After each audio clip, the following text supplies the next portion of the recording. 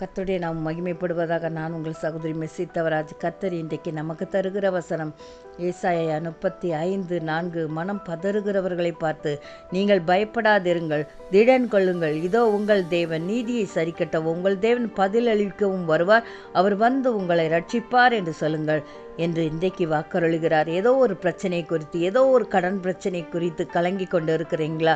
இல்லை நீங்கள் வேலை செய்து கொண்டு இருந்த ஸ்தலத்தில் உங்கள் மேல் வீண் பழி சுமத்திட்டாங்களா? அதை குறித்து கலங்கி கொண்டு இருக்கிறீங்களா? ஒருவேளை இந்த வேலை நம்மளை விட்டு போய்விடுமோன்னு சொல்லி கலங்கி கொண்டு இருக்கிறீங்களா? கர்த்தர் உங்களை பார்த்து சொல்கிறார், நீங்கள் பயப்படாதீர்கள், திடன் கொள்ளுங்கள், உங்களுக்கு நீதியை சரிக்கட்ட இதோ நான் வருகிறேன் என்று சொல்லி வாக்கருளுகிறார். கர்த்தரால் கூடாத காரியம் ஒன்றுமே இல்லை. நீங்கள் நினைக்கிறதுக்கும் வேண்டிக் கொள்கிறதுக்கு அதிகமாய் கிரியை செய்கிற தேவன் உங்களுடைய கண்ணீரை எல்லாம் அவருடைய துருத்தியில் வைத்திருக்கிறார். ஒவ்வொன்றையும் அவர் அதுக்கு பதில் அளிப்பார். கர்த்தரால் கூடாத காரியம் ஒன்றுமே இல்லை. ஒரு பெண்கள் பள்ளியில் விடுதியில் பணிபுரிந்து வந்த வார்டன் மேலே சக ஊழியர்கள் நிறைய வீண் குற்றச்சாட்டுகள் அந்த வார்டன் மீது வைத்தார்கள்.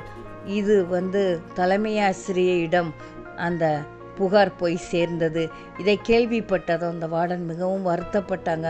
ஆண்டவரிடத்தில் அழுதாங்க, ஆண்டவரே நான் ஒரு தவறும் செய்யலை, என் மேலே வீண் பழி சுமற்றப்பட்டுள்ளதேன்னு சொல்லி கலங்கி அழுதாங்க. அதை தேவன் கேட்டார். அந்த ஜெபத்தை கேட்டு தலைமை ஆசிரியரிடம் இந்த பிரச்சனை விசாரணை கொண்டு போய் இருக்கச்சில தலைமை ஆசிரியை எல்லாத்தையும் விசாரித்தாங்க. கடைசியில் இந்த மகள் மேலே ஒரு தப்பு இல்லைன்னு சொல்லி நீதி வழங்கினதும் இல்லாமல் நீ கலங்காதம்மா அப்படின்னு சொல்லி அனுப்பிச்சாங்க. சக ஊழியர்களிடம் வான் பண்ணி அனுப்புனாங்க. இந்த மாதிரி வீண் பழி சுமத்தாதீங்கன்னு சொல்லி வான் பண்ணி அனுப்புனாங்க. இதுதாங்க கர்த்தருடைய நீதி சரி கட்டுதல். இன்றைக்கு உங்களை நோக்கி இந்த நீதி வருகிறது.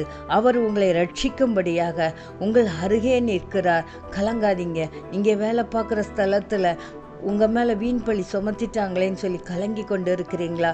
இல்லை உங்கள் சுற்றத்தார், உங்கள் உறவினர் உங்கள் மேலே வீண் பழி சுமத்தி கலங்கி கொண்டு இருக்கிறீங்களா? கர்த்தர் நீதி சரி கட்டுகிறவர். அவரிடத்துல நீங்கள் சொல்லுங்கள், அவர் உங்களை ரட்சிக்கும்படியாக உங்கள் அருகே நிற்கிறார். கர்த்தர் தம் இந்த வார்த்தையை ஆசீர்வதிப்பாராக. ஆமென்.